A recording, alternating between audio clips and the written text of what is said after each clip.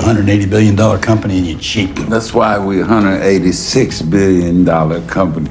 We worry about those bills. I worry about my rig. My crew lives on it. You just rent it. Don, you and I both know we need some downtime for maintenance. Mike, how many of our machines need repair? 390, Mr. Jimmy. 390. Yes, sir. Almost 10% of all the machinery aboard. Name a few for me. A few? I would love to hear exactly what piece of mission-critical equipment are down. Shit, where do I start? A driller chair, process station 18, BOP control pods, telephone system, pipe racking system, GPS antenna, direct TV system, wireless internet, iron roughneck, top drive rack bag system, auxiliary drawworks control, saltwater service pump, smoke alarms in the galley. And the reason why you're sweating so hard is because the compressor for the AC on this deck are down too. Everything but the toilets, huh? No, you got problems there too, but I don't do shitters. That's engineering.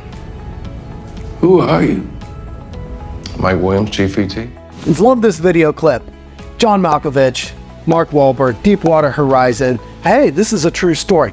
You know, as an executive, you're generally not armed with the level of information that Mark Wahlberg was going through right there.